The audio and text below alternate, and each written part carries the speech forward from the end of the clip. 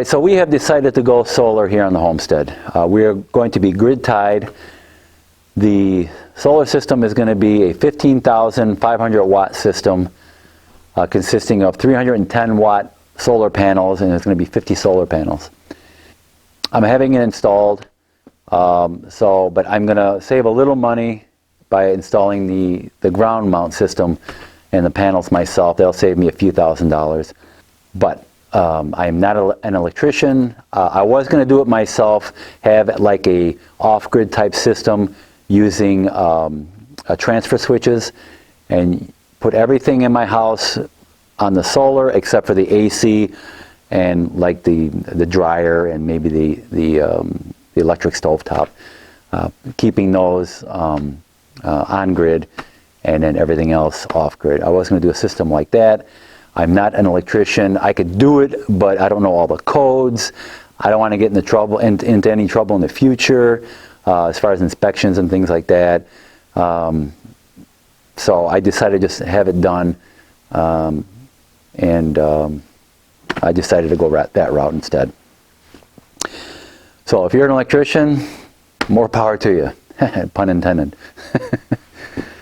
So anyways, the ground mount is going to be installed over in this part of my property here because it's the biggest area, the most open area I should say.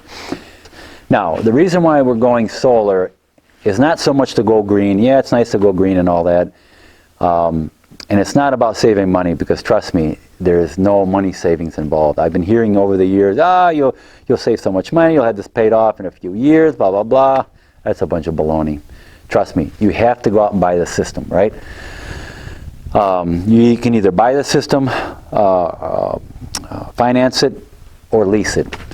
Leasing is your worst option. Don't go that route. I've heard some horror stories. You can go online and read up on those. But solar is not cheap. It's very expensive.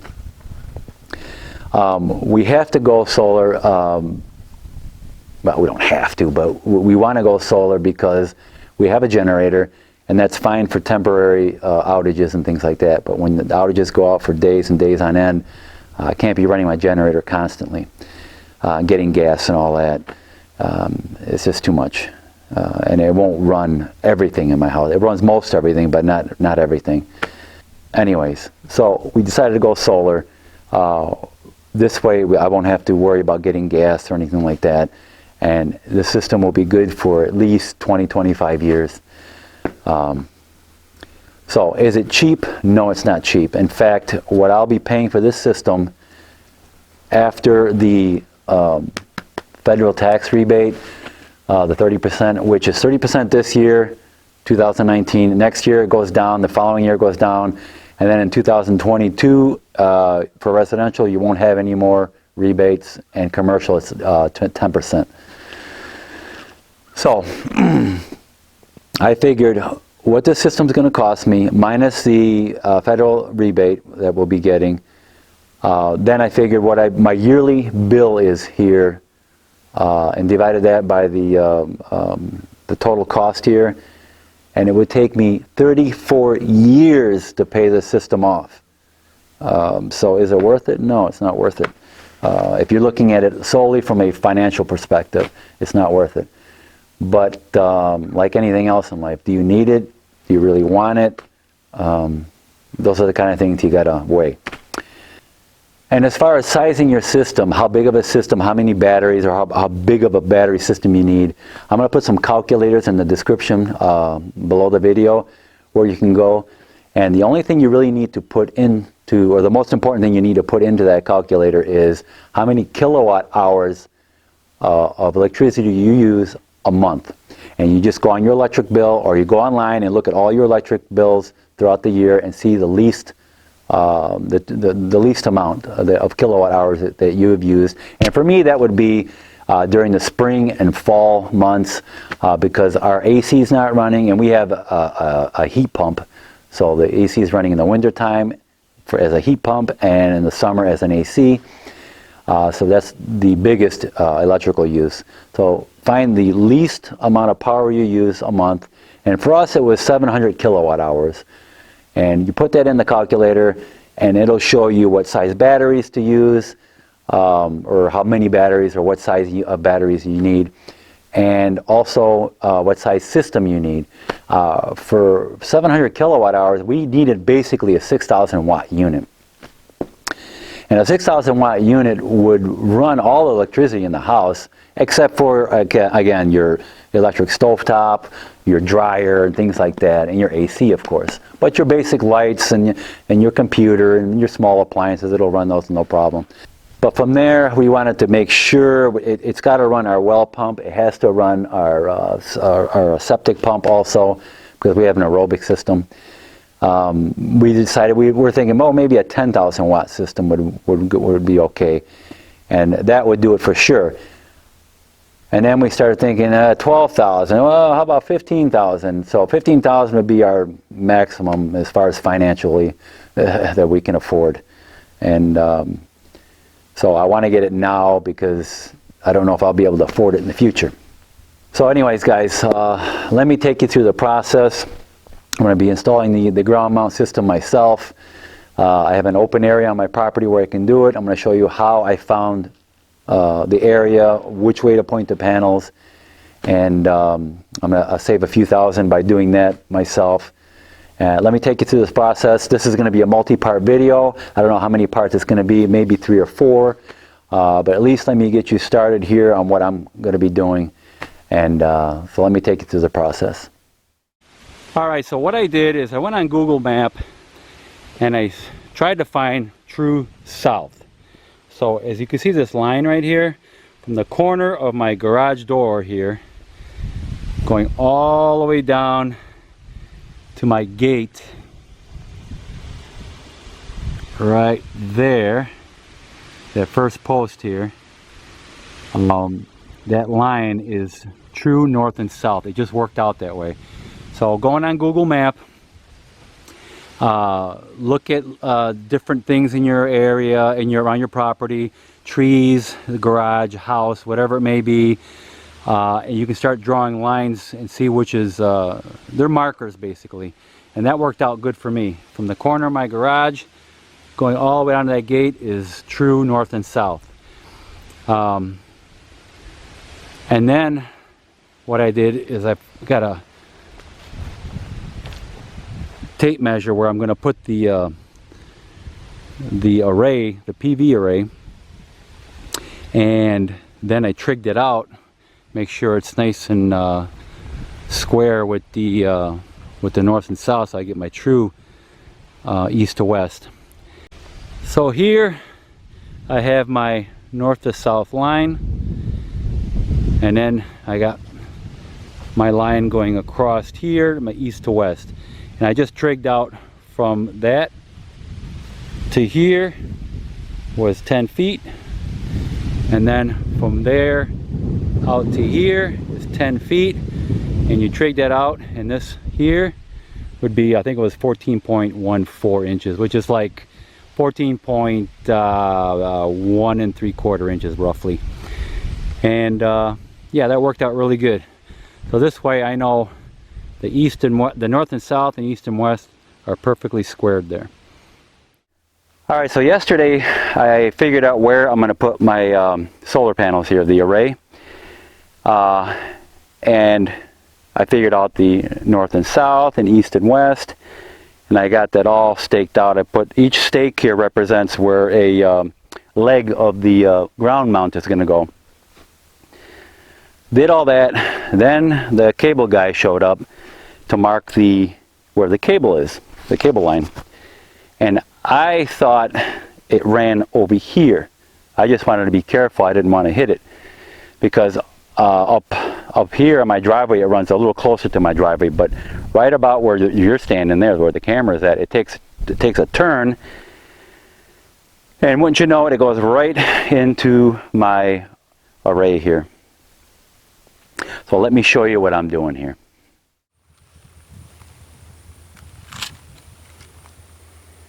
I don't see no cable line.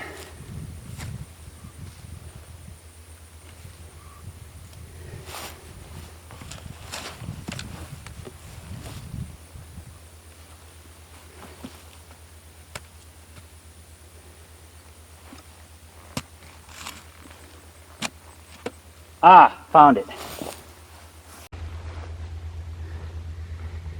And there it is.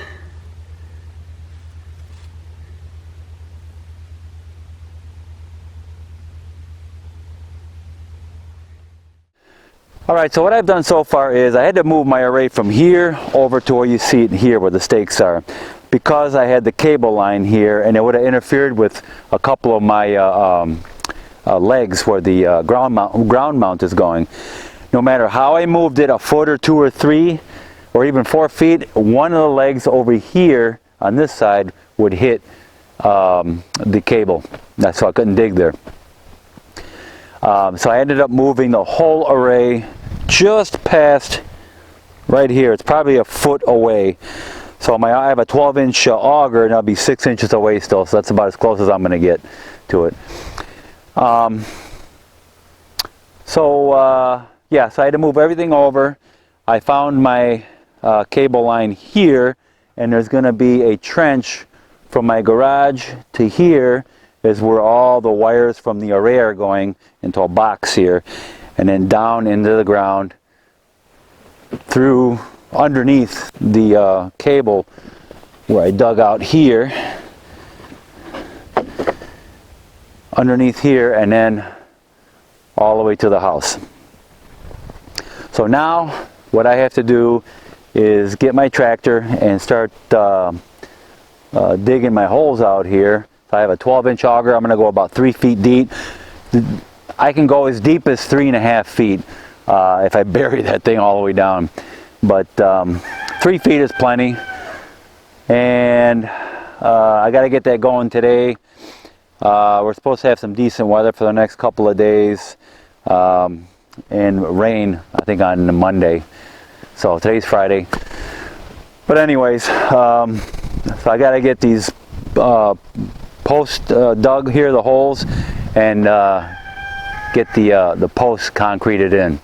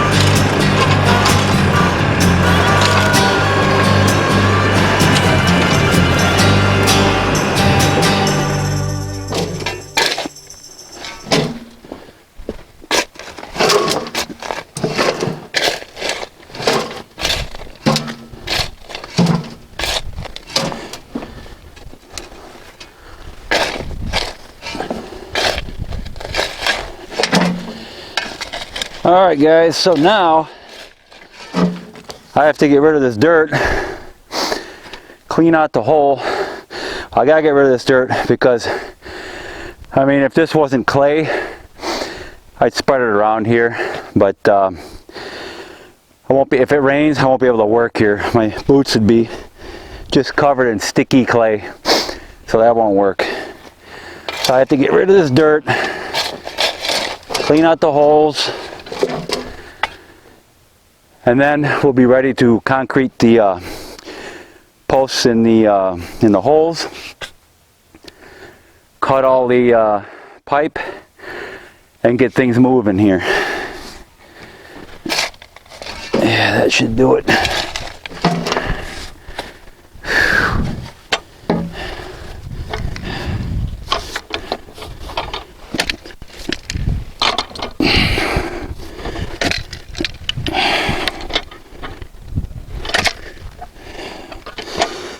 I'm very grateful this isn't wet, because if it was, I wouldn't be doing this right now. I'd be sticking to this. Right now it's kind of crumbly. This is wet here. This is like just I can't explain it. It's just clay. But when it's dry, it looks like this. So it's kind of weird, it being right next to each other. This is kind of dry, and that's wet. You see that area right there? It's dry, and the rest are pretty wet. I don't know. Weird stuff.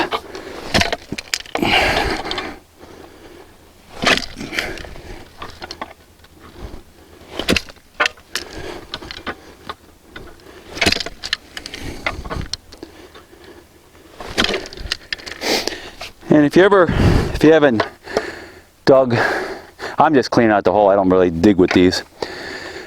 I got that. But when you use one of these post hole diggers, mark right here. I got a black line right across here. What do you think, Tob? Huh? You think that hole's nice and deep? What do you think? Huh? You don't want to go in there. Anyways, you mark. I got it marked, I think it's 3 feet here, to tell you the truth, or 3.5, I don't remember now. But that way when you're down in the hole, you got that line, you'll see how deep you are. And it helps.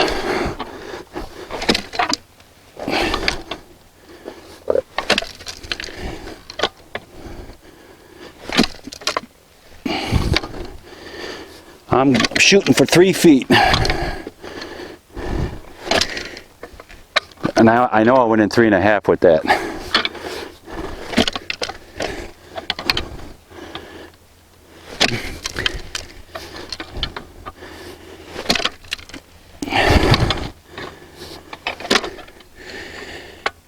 Well, that's just fine right there. That's good. Whew, 15 more to go.